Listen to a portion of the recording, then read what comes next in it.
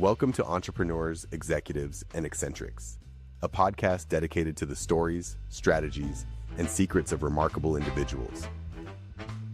Join us as we engage in enlightening conversations with intriguing entrepreneurs, accomplished executives, and fascinating eccentrics, exploring their journeys, triumphs, and the unconventional wisdom that has shaped their success.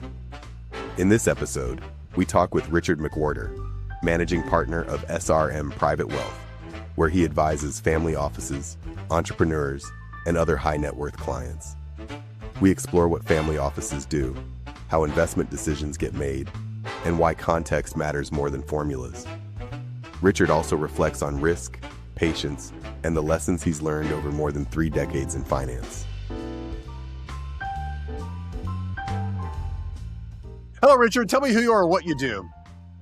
My name is Richard McWhorter. I'm the managing partner of SRM Private Wealth in Beverly Hills, California. We are a family office practice that deals with primarily family offices, as the name would suggest. And we also get involved in with some musicians and some athletes and entertainers.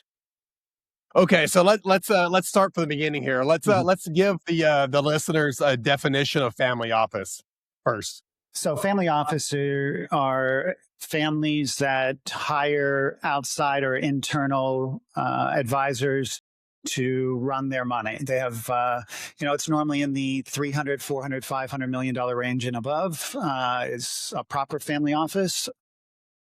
And we are one of the advisors that get hired for the wealth management side of it. So the investments, and then we get involved in estate planning, financial planning, retirement planning, and a variety of other things. So, okay, so a couple of things, right? First of all, let's figure out how you got here in a moment. But I just want to be more specific. Do you have a thesis that you follow investment wise, or are they kind of guiding you? Like, this is really what we're into philanthropy wise. This is what we're really into. No oil, only this, or only oil, just depending on like the kind of whatever. Sure. Like, how does that work exactly? All the above. So a lot of these families we get to know pretty intimately. So we have constant conversations with them in regards to what's going on in the world, what's going on in economics, what's going on politically, what's going on internationally. And we start to derive things that are going to fit into their model. Everything is very individualized in our world. We don't have models that we follow. We don't have a necessary, or we don't necessarily have a investment thesis that we follow. Each one is so different in their internal being. Are they highly in real estate? Do they own a private company? Do they have individual shares that are a bulk of their net worth? So everything has to be kind of modeled around the way that their structure is, and there's really no true one model that's going to fit. The gamut of different people that we deal with. So you're probably doing a lot of dabbling in like the 506c Reg D type stuff, which is what accredited investor stuff. And you're probably dabbling a little bit in, and probably just regular securities and such, real estate, all the different things. But there's also I also smell a little bit of world kind of investments. You're like, well, we probably want to be out of Syria as an example, or we probably don't want to be in France or whatever, right? It just sounds like and how many individuals are you dealing with out of curiosity? Yeah, so we have 36 families, and then we have our music practice. So it's a very small group of people that we manage, and we're running about $2 billion, $2.1 billion right. As of now. So yeah, but it's just funny, like, I want to be in finance, but I only want to deal with really wealthy people. Like, well, of course, who does it, right? I know, but it's just like, I really. If I'm going to deal with engineering, I only really want to deal with space or whatever, right. Whatever that kind of rarefied area is, right? How the hell did you get here? It's a great question. I started in this practice, just to kind of give a step back. I started in this business when I was 17, and as an intern, then receptionist, secretary, and then became a financial advisor in 92. So when I started in the practice, we started from zero. And over the years, it's kind of morphed into this primarily family office space. I did not intend to go this route. It was luck, being in the right rooms at the right time, saying the right things at the right time. Who knows what the reasoning for these various avenues opening up for anybody is. But all I can tell you is we ended up here and have been, working hard to provide value. So, looking at your resume, it's like you've had 2 jobs. Right? I mean, literally, like, took 20-something years. You're like, I've worked for 2 organizations. that's right. One of them was mine. One was someone else. Right. So you're singularly focused. I mean, to say the least. Right. So I mean, so you started this very, very young. Do you just knew? Was mom and dad in this similar business? No. In all honesty, I was chasing a girl. I wanted to meet this girl, and I got a job at Always Dean Witter starts there. Reynolds back then, and I was just out of high school and about to enter college, and so I found her number and got a job there, and that's how I got into this business. In all reality. Okay, you're like, okay, well, it turns out you're going to take your Series 7, and then you're 63, and then so right there, and then they're like, and in the beginning, like, how old are you? I'm 56.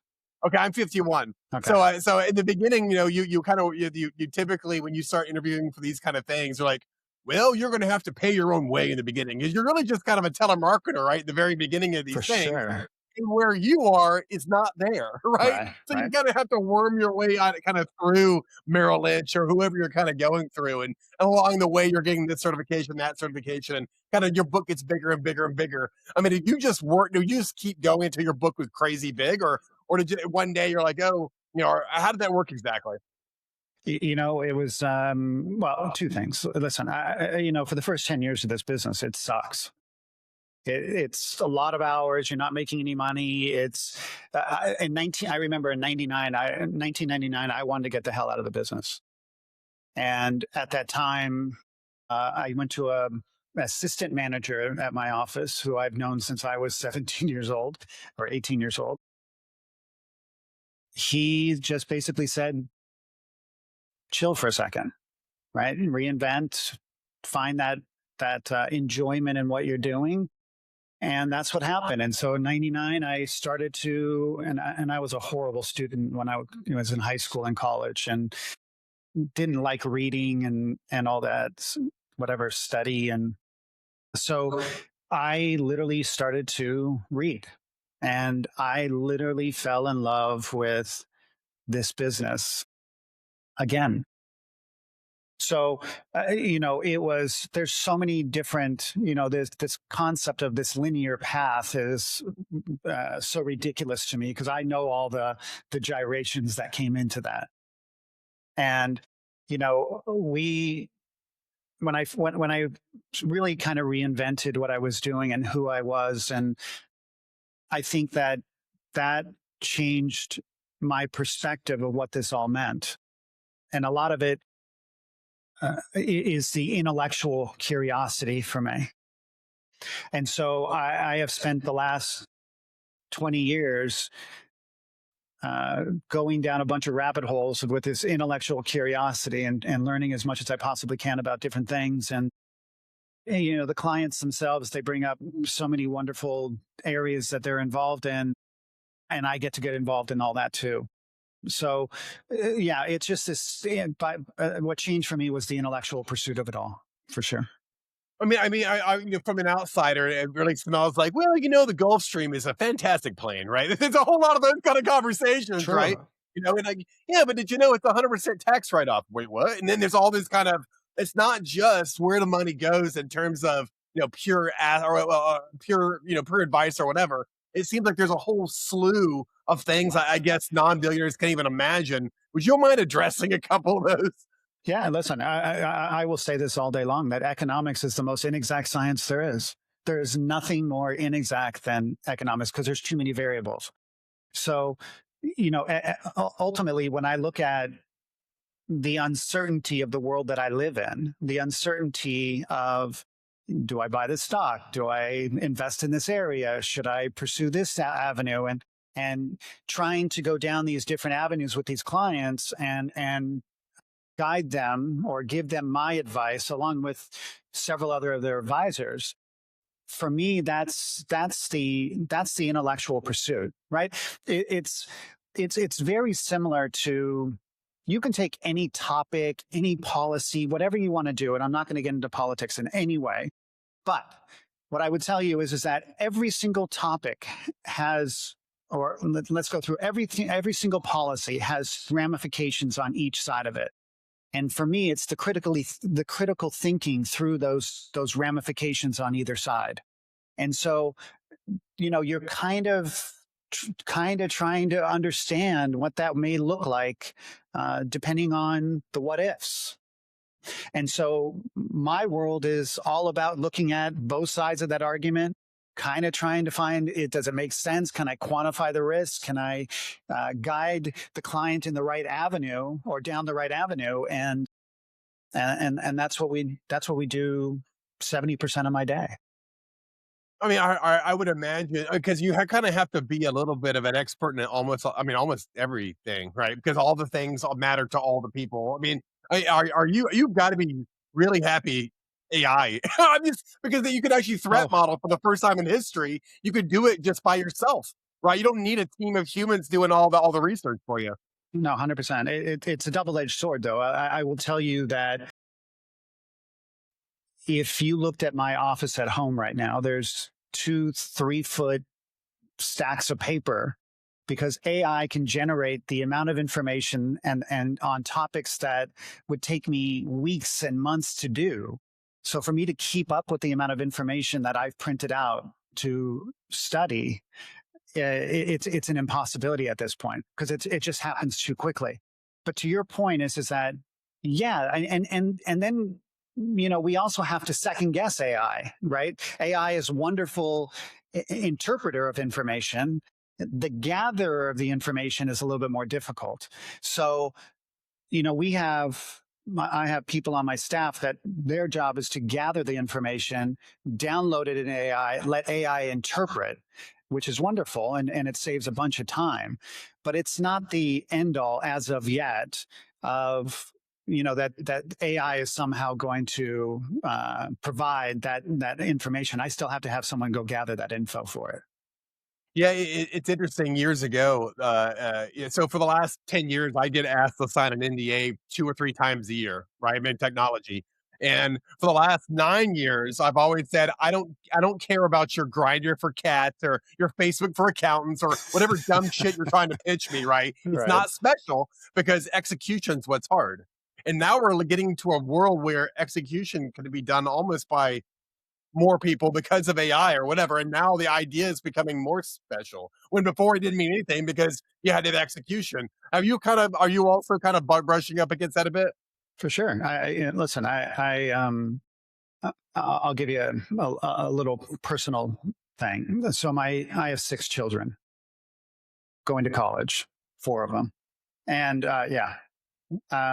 so if I look at what they're able to do with school and ChatGPT or Gemini or whatever ubiquitous platform that people are using at this moment,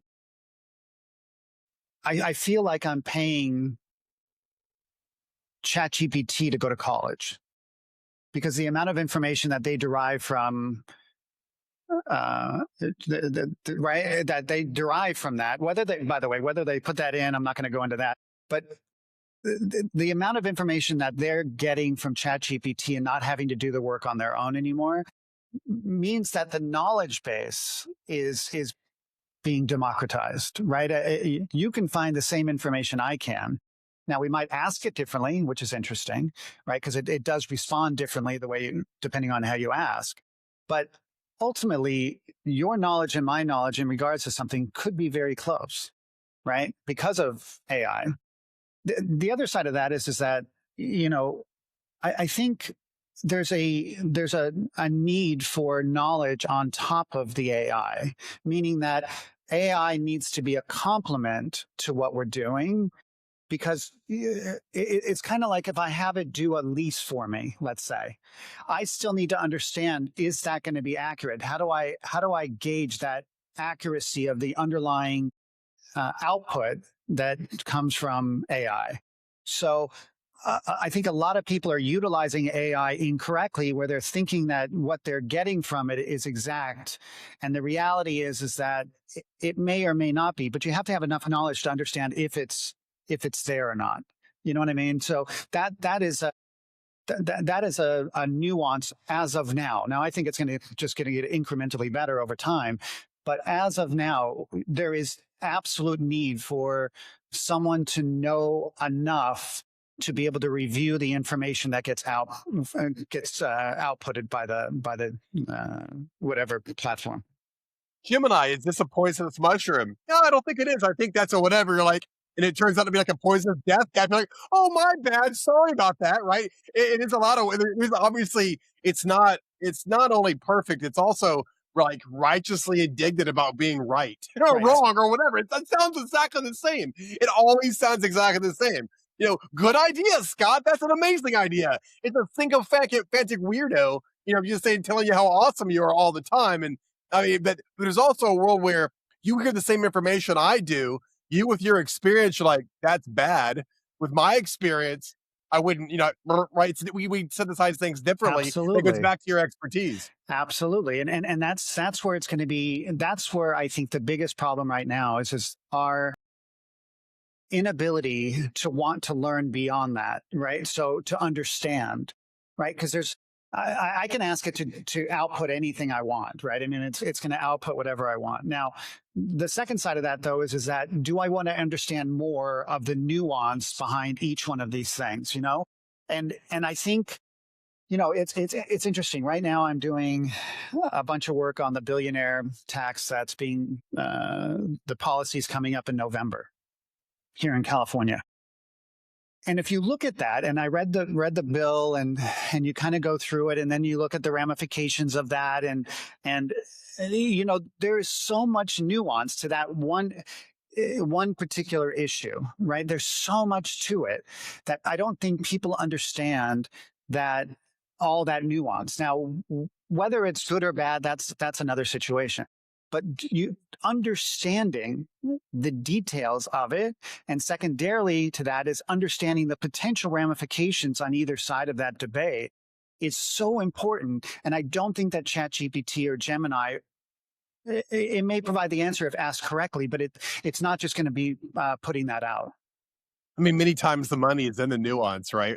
It's like, oh, yes, we all have exactly the same 10 facts, but it's like, oh, wait a minute, when fact number 1 and 3 are together, no, that's a no bueno, right? Or whatever that, whatever the scenario is. And that comes down to experience. And I don't know if AI is going to get that for a while, because right now it's not great at that. No, and it's really, really, I think people have to be very cognizant. And by the way, you can ask any of the platforms, OpenAI, Gemini, Chat, Claude, you can ask any of them, what are your limitations? And it will come back and tell you, I'm really good at interpreting, I'm not good at gathering, right? My gathering ability is not there yet. And so it is admittedly not able to go to the point where it can go and gather information, think that information through, find out the facts or the truthfulness behind that, and then be able to output. You have to gather the information, download it into the system, and that information you're using is your fact, right? So that's where I think that people don't understand the limitations to it as of yet. Does this feel, I mean, it stinks and reeks of a bubble, right? I'm sure that's all that your brethren probably talk about a little bit, right?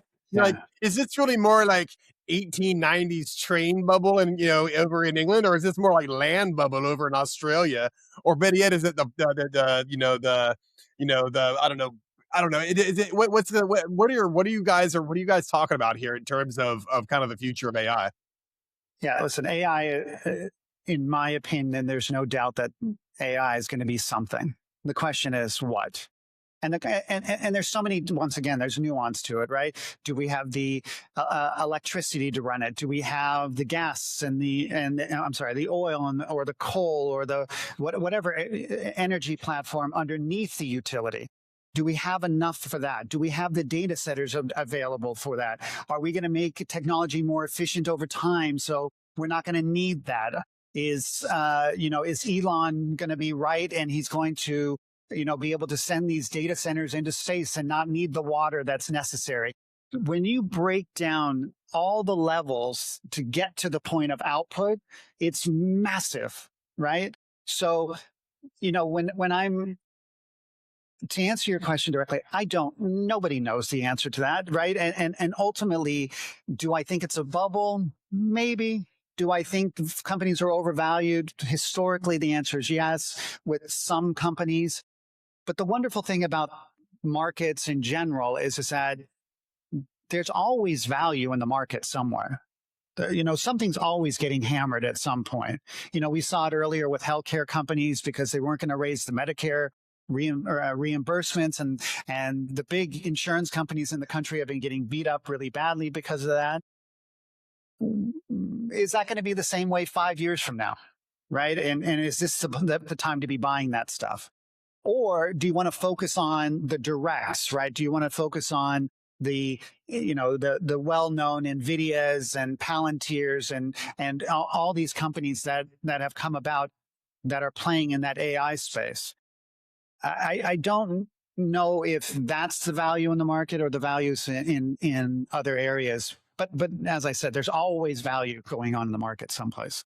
You just got to find it. Yeah, there's like the tulip mania bubble, right? There was no infrastructure left behind. There was infrastructure left behind when the bubble burst for like the railroad, kind of mania of like early or late 1800s. There will be remnants of it. Even if everything pops and goes to nothing, there will be infrastructure left behind. Amon Bergie, I'm sure you're listening. This is from directly from his mouth, right? It's literally it feels like there will probably be a pop.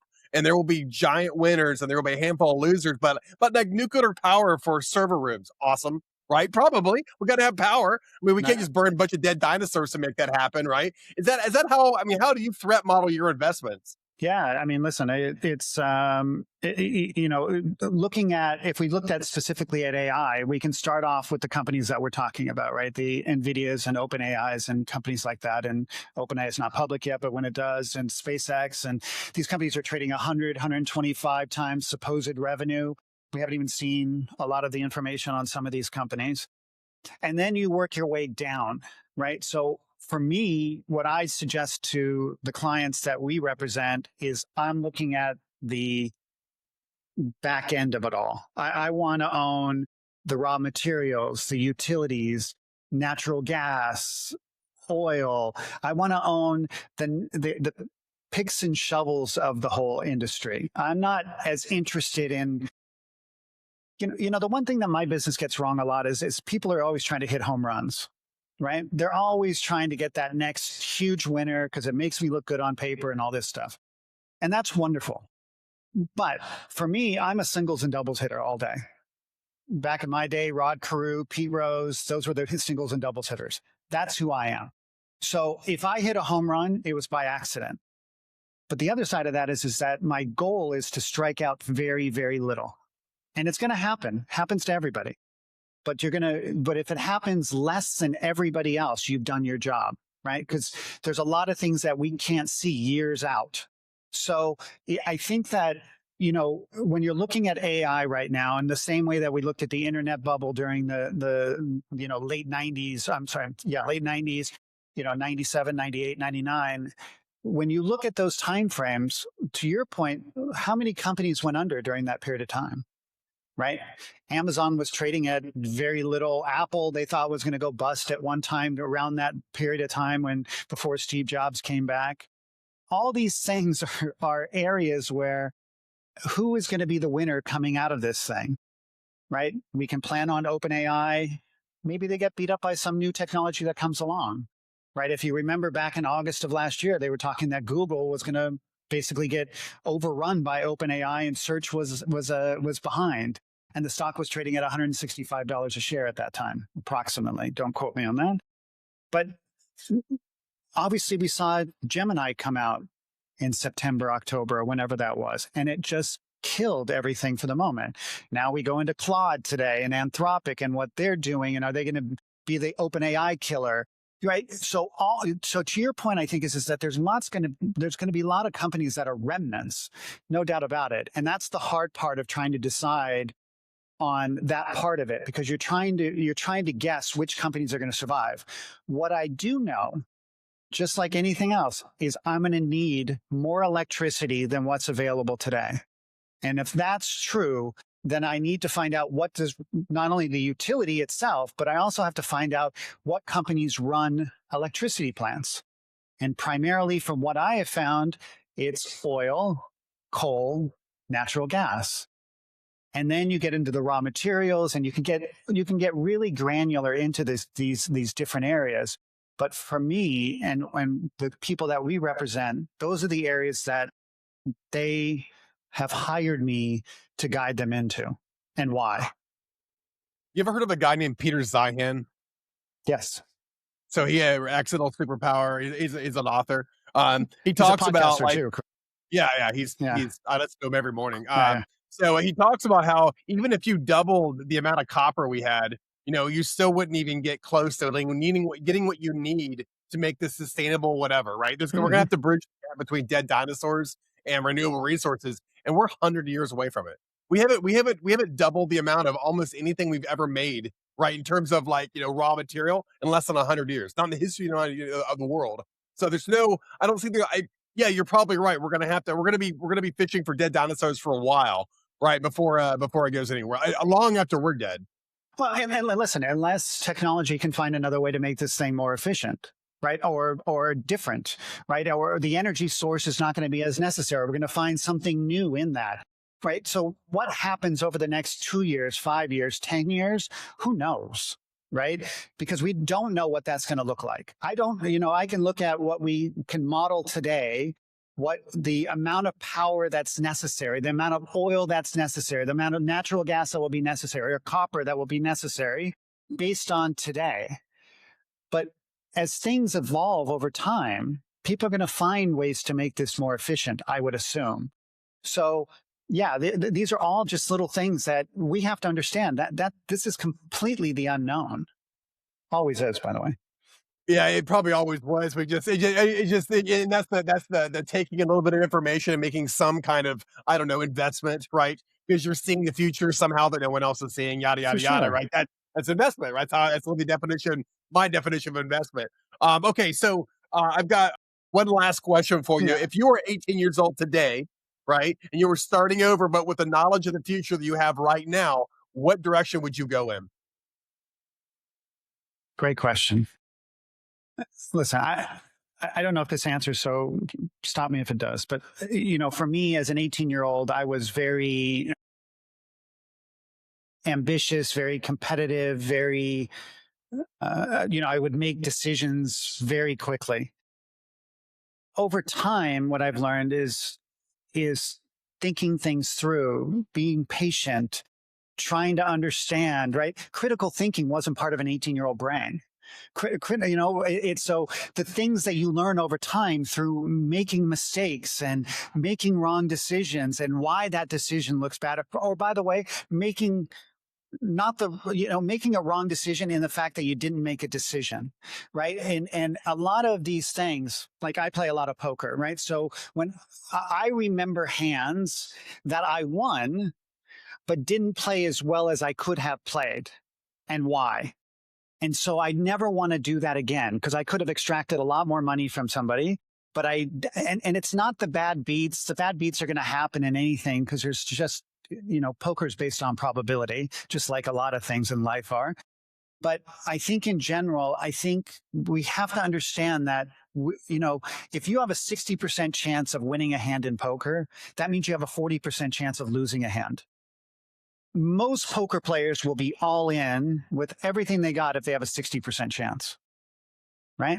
But they have to understand that 4 out of 10 times they're going to lose that, which is fascinating, right? So when we try and make decisions on any of this stuff, we're going through what type of probability is going to be coming about. And then how do we mitigate? How do we hedge? How do we do a lot of different things in case we're wrong? Right. So these are the types of things that as an 18-year-old, there's no way I had the ability to comprehend. Right. Because you're just making decisions, thinking that you're for lack of a better word, you're the shit, right? You know what you're talking about. The reality is that what I've learned at 56 is I have no idea, right? I don't know who said it and I don't remember exactly, but basically the idea is the more I read, the more I understand that I don't understand, right? And that's what I have learned over the last 35 years. There's no end to the male ego, though. At that age, oh my God. That's true. It is as deep and it is wide. There's no end to male ego at that age. Richard, thank you very much for doing this, man. It was really awesome to meet you. Yeah, you too. Thanks, Scott.